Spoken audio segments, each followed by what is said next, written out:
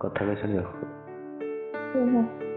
କର ସେ ତ ମାଗୁଛି ଇଏ କରୁଛି ନାଇଁ ତମେ ତ ଏତେ କଥା କହିଲାଣି କୋଉ କଥା କାଳେ କରା ହୁଏ ଥର ରହିବି। ନାଇଁ ମୁଁ କହୁଛି ଗୋଟେ ଫଟୋଟା ହୁଏ କଥା ମୁହଁ ଦେଖିବନି ଖାଲି ପୁରା ସାଇଜ ନାଇଁ ନାଇଁ ଫଟୋ ଉଠା ତ କଥା ହେଲା ନା ତମେ କହିଲେ କଣ ରୋମାଣ୍ଟିକ କଥା ହବା କଥା ହେଲି ନା ହେଲା ଯେ ଫଟୋ ଉଠା ଏପଟେ ପୁରା ଅବସ୍ଥା ଢିଲା ହେଇଗଲା ନା ସେଇଟା କହୁଛି। ନାଇଁ ନାଇଁ ନାଇଁ ପ୍ଲିଜ ଫଟୋ କଥା କୁହନି ଆଉ ଯାହା କହୁଛି କୁହ। ହଉ ଠିକ ଅଛି। ଆଉ ତମେ ଯେତେ ରୋମାଣ୍ଟିକ କଥା ହଉଛ ସେ ଆମ କିଛି କହିବିନି କିନ୍ତୁ ଫଟୋ କଥା କୁହନି।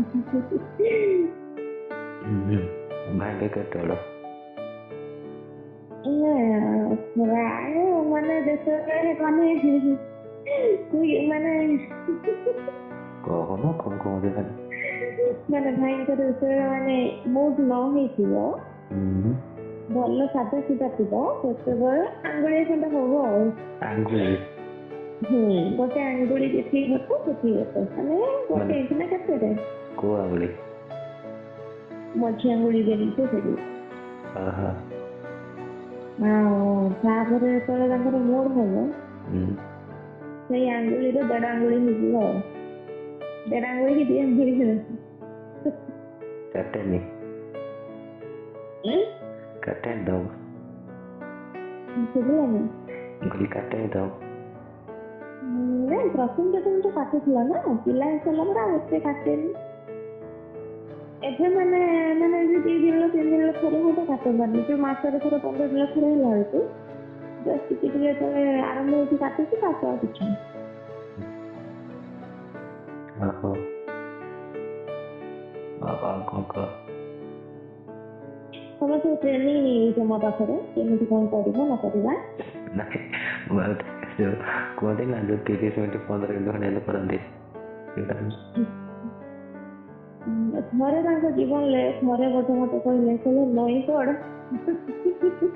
ନଈ ପଛ ପଟ ଯୋଉ କରିବନି ଓହୋ ମାରେ ସେଇଟା ଯୋଉ ଦେଖିଲି ସେଇଟା ଯୋଉ ଭିଡିଓ ଦେଖେନି ସେମିତି କରନ୍ତୁ ଭଲ ଲାଗେ ମତେ ସେ ଭିଡିଓ ଦେଖିବା ପାଇଁ ଭଲ ଲାଗେ ମତେ କୋଉ ଭିଡିଓ ଜାଣିଛ ଭଲ ଲାଗେ ମାନେ ପୁରା ପିଓର ଦେଶୀ ମାନେ ଗୋଟେ ପୁଅ ଆସିବ ଗୋଟେ ଝିଅ ଆସିବ ପ୍ରଥମେ ସେ ଝିଅର ଡ୍ରେସ ଖୋଲିବ ତାପରେ ତା କିସ୍ କରିବ ସେମିତି କଥା କିସ୍ ପର୍ଯ୍ୟନ୍ତ ଦେଖିବି ତାପରେ ଆଉ ଦେଖିବି ଆଉ ଯୋଉ ଗୋଟେ ବିଦେଶ ନା ଠିଆ ହେଇକି ବସିକି ମାରେ ମୁଁ ଯଦି ଧରିନିଅ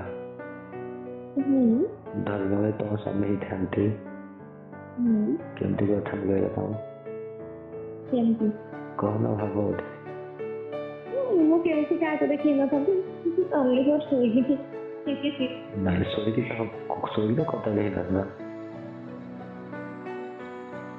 ଶୋଇକି ଗୋଡ ଉଠେଇଦେବି ବାସ୍ ତମର ଯେତେ ଇଚ୍ଛା ଯାହାର ଯେତେ ଇଚ୍ଛା କରିଦେବି ପଳା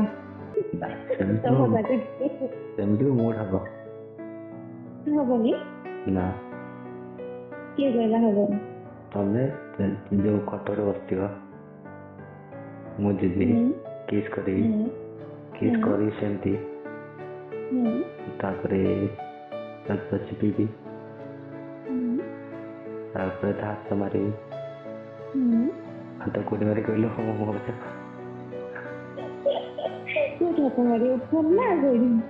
ତଳେ ତାପରେ ହାତ ମାରିବା ପରେ ତମେ ତ ନିହାତି ଇଏ ହବ ନା ତମର ତମେ ବି ଇଚ୍ଛା କରିବ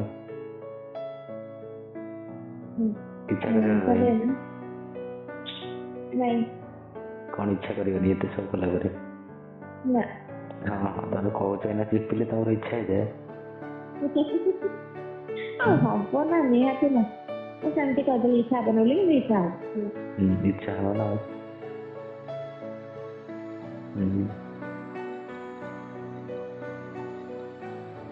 କହ ତମ ନିଦ ଅଛି ନିଦ କଣ କଥା ହେଲେ ନିଦ ଆସିବ ମୋର ତ ଇଚ୍ଛା ହେଲାଣି ନା କରିବାକୁ ଦେଖୁନି ବାହାରେ କେହି ବୁଲୁଛନ୍ତି ନେଇ ପଳେଇ ଆସିଲି କୋଉଠି କହୁନା ଟିକେ ଚାଲିଯାଅ ପଳେଇ ଆସୁନ ଏଇଠି ମୋ ପାଖକୁ ଯେତେବେଳେ ଏବେ ଯଦି ପାଖା ଥାନ୍ତା ତ ଏବେ ପଳାରେ ଗୋଟେ ବ୍ଲାଙ୍କେଟରେ ମୋ ପୁଅ ମୁଁ 2 ଜଣ ଶୋଇଛୁ ନା ତାଙ୍କର ଆସିବ ଭଲ ହୁଅନ୍ତା। ଆସିଲେ ନାହାନ୍ତି। ତମକୁ ଛିଡ଼ା ହେଇପାରିବି ସତରେ ବି ଛିଡ଼ା ହେଲେ ପାଇବେନି। ମୋ ବା ମୋଟିଟେ। ମୋଟି ହେଲେ ତାହୁରି ବହୁତ ମଜା ଲାଗିବ। ଗୋଡ଼ ଉଠେଇକିନି କରୁଛ ଦେଖିଛ? ସେଇଟା ମୁଁ ଶୋଇ ପଡ଼ିବି କି ମୋ ଗୋଡ଼ ଦିଟା ଉଠେଇକି ନେଇକି ତାଙ୍କ କାନ୍ଧ ଉପରେ ରଖିଦେବେ ରଖିଦେଇକି ସେ ସେମିତି ସେମିତି ସେମିତି ନାଇଁ ସେମିତି ମଜା ସେମିତି ନା। ନୁହଁ ସେମିତି ନାଇଁ ମାନେ ତମେ ଛିଡ଼ା ହେଇଥିବ କାନ୍ଥକୁ ଧରିକି ଧରିକି ଛିଡ଼ା ହବ ଠିକ ଅଛି। ତାପରେ ଗୋଟେ ଗୋଡ଼ ତମ ତଳ ରହିବ ଆଉ ଗୋଟେ ଗୋଡ଼ ମୋ କାନ୍ଧ ଉପରେ ରହିବ। ମାରେ ଏଠାରେ କାଟିବ ସେମିତି କଷ୍ଟ ହବ। ସେଇଟା ମଜା ନା। ମାରେ ଦେଖିଛୁ ନା ଝିଅ ଛୁଆଟା କୋଉ ଭଳିଆ ଚିଲ୍ଲାନ୍ତି ସେମିତି କଲେ। ସେମିତି କଲେ ଭଲ ଲାଗିବ। କଷ୍ଟ ସେମିତି ସେମିତି କେବେ କରୁନ ଦେଖିବା। ମାନେ ମୋ ତାକେ କଷ୍ଟ ହବ ମୁଁ ସେମିତି କେବେ କରିନି। ମୁଁ କହିଲି ମୁଁ ଶୋଇ ପଡ଼ିବି ନା ସେ ଆସିକି ମୋ ପାଖରେ ବସି ପଡ଼ିବେ ମୋ ଗୋଡ଼ ଦିଟାକୁ ଉଠେଇ ଲାଗି ତାଙ୍କ କାନ୍ଧ ଉପରକୁ ଉଠେଇକି ସେ ବସି ପଡ଼ିବେ। ତାଙ୍କୁ ସେମିତି ମଜା ଲାଗେ।